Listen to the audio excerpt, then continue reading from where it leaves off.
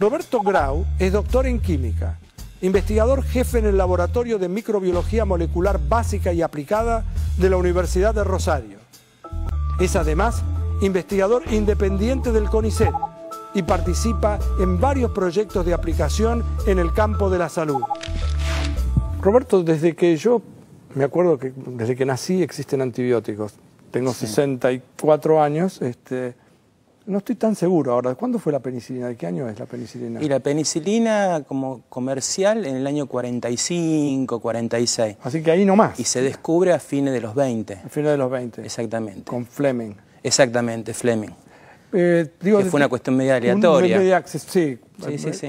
Lo notable de todo esto es que yo siempre escuché que uno tiene que tener cuidado con los antibióticos porque si no las bacterias mutan y entonces el antibiótico no va a servir más y etcétera. ¿Eso es un mito, es verdad?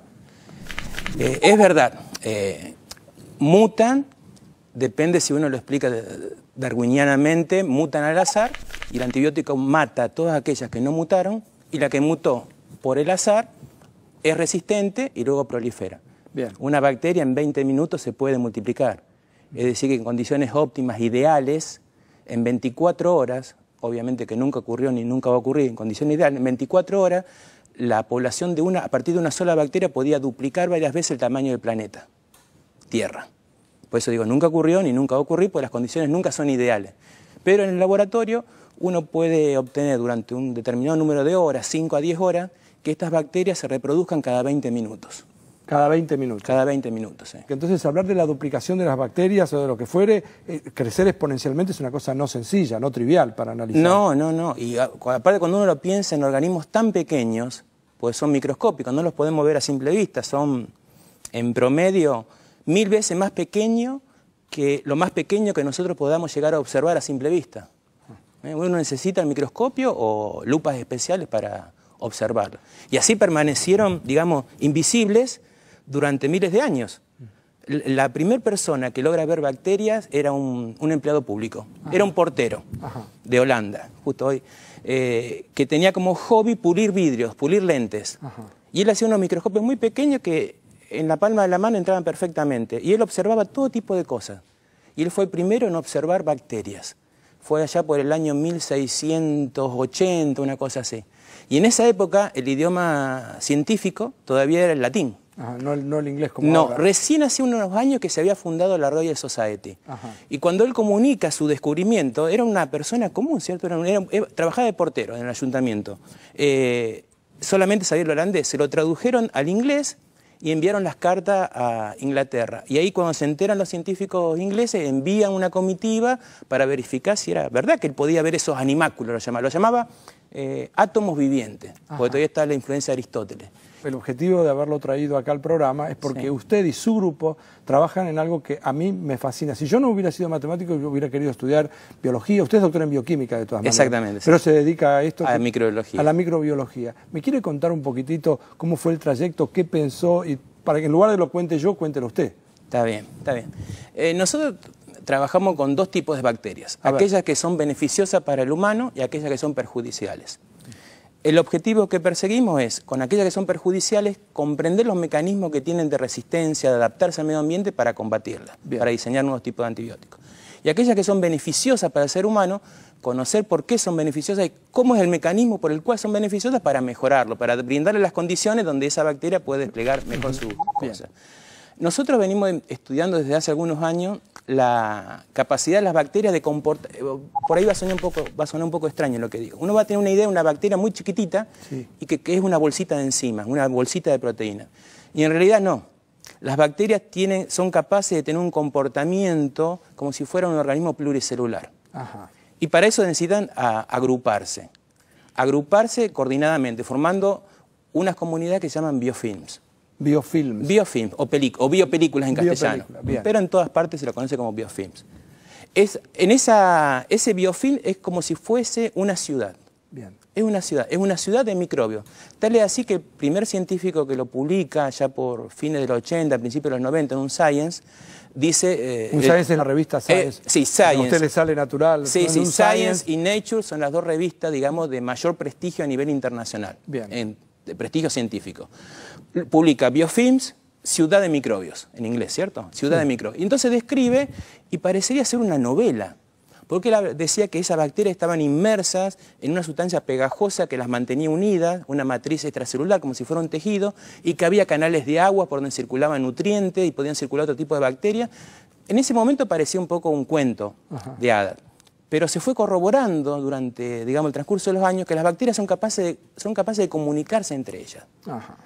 Químicamente, liberan moléculas que son señales que ellas perciben a través de la membrana celular. La membrana delimita la célula, digamos, delimita el territorio hacia adentro y hacia afuera. Esas señales son percibidas, esas señales interpretadas y la bacteria responde. Y eso permite que, pese a que esas bacterias son idénticas entre ellas, como si fueran, supongamos en un biofilm podemos llegar a tener 10 a la 8. Digamos 100 millones de células, idénticas, como si fueran 100 millones de gemelos. O sea que son indistinguibles a simple vista, pero cada una cumple una función No distinta. solamente a simple vista, sino su genoma es el mismo, son gemelas, son idénticas. Porque de una vienen dos, de dos vienen cuatro, y ahí no hay recombinación de genes, como en eucariotas. Pero ¿qué pasa? Al estar ubicadas en distintas partes del biofilm, como si tuviera una en el primer piso, otra en el tercer piso, y las moléculas que producen las liberan y hay un gradiente de concentración, hace que cada una de esas células responda de manera distinta. Es decir, hay una división del trabajo, una división de las actividades dentro del biofilm. Y ellas van decidiendo qué van haciendo. Y el biofilm es la manera en que las bacterias se encuentran en la naturaleza. Las bacterias no están así aisladas, o sea, obviamente puede haber bacterias aisladas, pero la manera más común de encontrarlas en la naturaleza es formando biofilms. Ya sea sobre sustancias inanimadas, como puede ser los filtros del aire acondicionado, o en el agua, o sobre una superficie sólida. Y en el caso de bacterias patógenas pueden estar formando biofilm en nuestro cuerpo, por ejemplo en la mucosa del intestino, sí, en la mucosa de la boca, pero lo más común es en la mucosa intestinal. Y ahí interactúan con su hospedador, que en ese caso seríamos nosotros, y también influencian. Lo que se ha demostrado el último año es que hay bacterias que las moléculas que producen para comunicarse no solamente les sirve para comunicarse entre ellas, sino también con su hospedador. O sea, influencian nuestro comportamiento, influencia en nuestra salud. Por ejemplo. Si yo me voy del tema, me carrila nuevamente. No, pero yo quiero entender, sí. O sea, me afecta. Supongamos que yo tengo bacterias en alguna parte de mi intestino o en el estómago. Sí. Entonces, ¿cómo me afecta? Mira, hasta el momento de nacer, nosotros somos, desde el punto de vista microbiológico, estériles. No hay ninguna bacteria, digamos, mientras estamos en gestación. Sí. En el momento del parto, a partir de ese momento en que nuestra madre nos da a luz, comenzamos a ser colonizados por las bacterias del medio ambiente. En primer lugar, por las bacterias de la flora vaginal de nuestra madre. Inclusive nosotros mismos, las bacterias que portamos en nuestra piel o en nuestro intestino no tienen acceso a nuestro tejido. Bien. Es una de las cosas que distingue la flora o las bacterias no patógenas de las patógenas. Las patógenas tienen mecanismos para atravesar esa barrera y producir una enfermedad. Desde el momento en que nacemos, comenzamos a ser colonizados por las bacterias que están alrededor nuestro. Sí. De acuerdo, hasta los 2 años de edad. Se considera que hasta los 2 años de edad nuestra flora intestinal va variando, va a depender de nuestra alimentación, de la higiene del lugar donde nos estemos desarrollando y digamos de dónde estamos. A partir de los 2 años se considera, en base a estudios, que esa flora, cuando yo digo flora me refiero al conjunto de bacterias que habitan en nuestro intestino, se mantiene constante y nos acompaña hasta el momento de nuestra muerte. Nosotros portamos por cada célula, en mi caso de Roberto Grau, 10 bacterias. Cada uno de nosotros porta 10 bacterias por cada célula nuestra. Cuando se termina el proyecto de genoma humano, allá por el principio, digamos, en el año 2000. 2003, ¿sí? Se comienza un nuevo proyecto, que es el proyecto Microbioma Humano, que consiste en identificar o conocer los genes de todas las bacterias que portamos. Ahí necesito que hagamos una pausa. No hay problema. Porque necesito que hagamos un intervalo, vamos a ir a otra parte del programa, pero inmediatamente después vamos a volver con el doctor Roberto Grau en esto que él define de tal manera y lo cuenta con una pasión y me ha llevado como si estuviéramos contando un cuento. Ahora me interesa porque veo dónde va. Ahora vamos a tratar de escribir un mapa de todas las bacterias que tenemos los seres humanos. ¿Estamos en eso? Exacto. Ahora volvemos. Conversando en el programa con el doctor Roberto Grau, que vino especialmente desde Rosario, es además profesor, bueno, en fin, todo lo que pusimos al principio, que forma parte de su currículum, pero estamos en un momento apasionante, que más allá de la decodificación del genoma humano hace, no sé, 13 años o 10 años más o menos, ahora estamos en otro proyecto, el proyecto microbioma humano, que consiste en identificar todos los genes de las bacterias que portamos. Obviamente que las bacterias, ese ecosistema bacteriano más estable es el que se encuentra en nuestro intestino. Bien. Pensemos que en un mililitro sería el equivalente a 20 gotas. Sí. Tenemos 10 a la 12 bacterias. ¿10 a la 12 qué? 10 a la 12 células bacterianas, es decir que tenemos un millón de millones. Es decir que supera la población humana por varios millones. Exactamente. Es identificar todos los genes que portamos y asociar la presencia o ausencia de tales genes con ciertos tipos de enfermedades. Hoy se sabe que en el modelo animal, que si desde el momento del nacimiento del animal no es colonizado por bacterias, ese animal no desarrolla, ese animal vive muy poco tiempo y hasta que muere todos sus órganos no se diferencian, no maduran. Y lo más impactante que se encontró en el año 2010 es que no madura el sistema nervioso. Roberto, hábleme de lo que están haciendo ustedes en particular, porque esto forma parte del conocimiento general de microbiología. Digamos, ahora hábleme específicamente de lo que hacen ustedes. Nosotros en particular trabajamos con un modelo de estudio, un tipo de bacteria que es beneficiosa para el hombre, que es el Bacillus subtilis. Y también con otra que es Clostridium y que es perjudicial. Lo que tienen en común estas bacterias es que pueden formar esporas. ¿Qué quiere decir esporas? La espora es una célula bacteriana. Algunas bacterias tienen la capacidad de esporular, de formar esporas, y las esporas son las células más resistentes que existen en el mundo. ¿Resistentes a qué? A todo tipo de insultos, nosotros llamamos agresiones. Nosotros lo que hemos venido investigando y encontramos, digamos, lo más reciente, que hay una única proteína, que se llama ESPO0A, ESPO por esporulación, 0A, que regula la expresión de genes, es decir, puede activar o inhibir la expresión de genes y que es indispensable para formar el biofilm. Hasta ahora, y volvemos al principio de la charla cuando hablamos de los antibióticos que se han desarrollado, la gran mayoría de ellos, actúan a nivel de la síntesis de proteínas o de la replicación de los ácidos nucleicos. Y eso ha llevado a que a lo largo de las décadas se hayan seleccionado bacterias que son resistentes a esos antibióticos y ya no son más útiles. Ajá. Uno busca nuevos tipos de antibióticos, nuevos blancos. Y en particular, el biofilm, aparte de estar formado por bacterias y esa matriz y proteínas, hay otro componente muy importante, pero que es muy poco o que es menos estudiado, que son los lípidos, que son grasas. Sí. La membrana de las bacterias está formada por proteínas y por lípidos, más o menos en un 50% cada uno.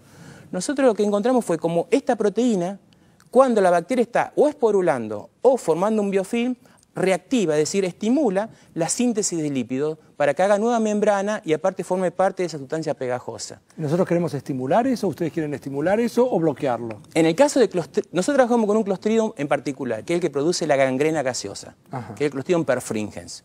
Lo que nosotros queremos ahí es inhibirlo, para que ese Clostridium no pueda invadirnos y asentarse. ¿Y con qué estrategia? La estrategia es inhibir esa síntesis de lípidos. Bien.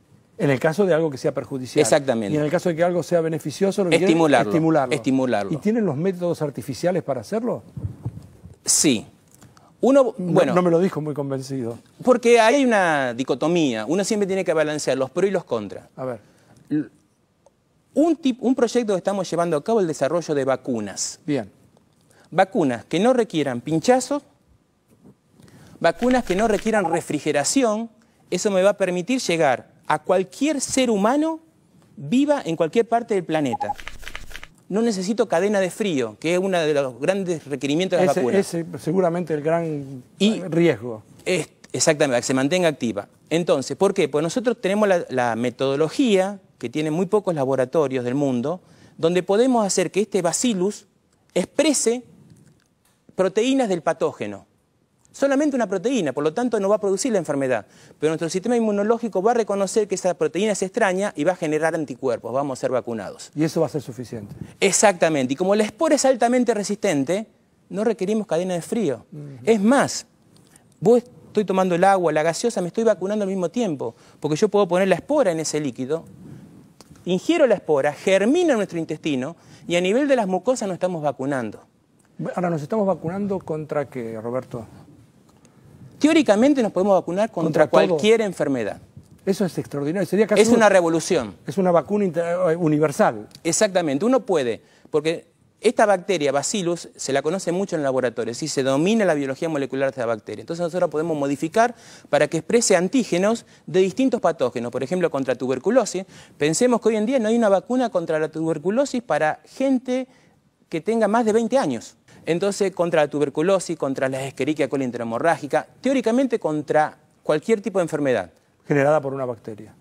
No, y por un virus también. ¿Por un virus también? Sí, porque actúa la espora va a germinar en el intestino y va a actuar a nivel de las mucosas. Por ejemplo, contra HIV, contra distintos tipos de virus de papiloma. Donde más se la está estudiando es contra bacterias. Esto es algo que te puedo decir que me sobran los dedos de la mano para decirte cuántos laboratorios en el mundo están haciendo esto. ¿Cuán cerca estamos? ¿Cuán cerca estamos? La herramienta para fabricar esta bacteria las tenemos, las conocemos y en menos de 5 años uno ya la puede tener. Después van a los ensayos, digamos, a campo para ver cuán funcional es. Y otra ventaja que tiene este tipo de vacuna es que se puede incorporar a los alimentos. O sea, no solamente no hacen falta pinchazos, porque si la colocamos en sangre probablemente nos enferme, porque nuestra sangre es estéril desde el punto de vista microbiológico. Sino con los alimentos, o sea, mientras estamos alimentándonos nos estamos vacunando. Y ese es un criterio, digamos, que viene ya de la filosofía hindú, ¿cierto? Que nuestros alimentos sean nuestras mejores vacunas. Y eso se puede lograr. Entonces, pero acá estoy hablando de una bacteria que está modificada genéticamente. Esa es una parte. Pero después, cuando uno trata de sopesar los pros y los contras, dice, bueno, está modificada genéticamente, pero me estoy vacunando contra N número de enfermedades. Sí. Pero después está la estrategia de generar este tipo de respuestas sin modificarla genéticamente. Es decir, yo mencioné la proteína ESPO0A. Yo en el laboratorio sé bajo qué condiciones ambientales esta proteína se expresa más o menos. Entonces puedo tratar de simular las condiciones para que esa proteína, en nuestro intestino en este caso, se exprese más y forme un biofilm de una bacteria beneficiosa o probiótica. En el caso de una bacteria patógena, un Clostridium, buscar las condiciones para que se exprese menos o tratar de sobreexpresar a sus reguladores negativos de manera que ese Clostridium no se pueda asentar. Entonces dan los dos tipos de estrategias. Uno tiene que decir, bueno, ¿ante qué circunstancias me estoy enfrentando? Yo no sé lo que les está pasando a ustedes porque obviamente yo estoy acá con Roberto Grau y ustedes están en alguna parte en el mundo, no sé dónde. La nota tiene que terminar simplemente por una cuestión de espacio, hay una restricción temporal y lamentablemente en algún momento tengo que decir muchas gracias, será hasta la semana que viene. Pero le quiero decir que yo celebro, no sé lo que les pasa a ustedes, por eso empecé diciendo así, yo celebro que haya alguien que pueda hablar con esa pasión de algo que además estamos hablando potencialmente de ser capaces de generar una vacuna contra todo, porque esto ya es una edición mía, usted no dijo eso, pero casi como que estamos en el borde de acá a 5 o 10 años a tener una vacuna contra todo. Exacto. Y se está haciendo en la Argentina. Qué sé yo, en alguna parte a mí me ponen los pelos me ponen la piel de gallina. Sí. O sea, ojalá sea aquí, pero bueno, ojalá sea en cualquier lugar, en cualquier lugar. En cualquier lugar, pero exacto. De todas maneras, el hecho de que ustedes estén trabajando, que haya argentinos trabajando en todo esto, es un motivo de orgullo. Sí. Roberto, gracias por haber venido. No, fue un gusto haberlo tenido aquí en el programa. Yo tengo que decir gracias por difundir este tipo de cosas, ¿no? Doctor Roberto Grau vino especialmente desde Rosario, aquí a Científicos Industria Argentina. Nuestro programa ahora continúa.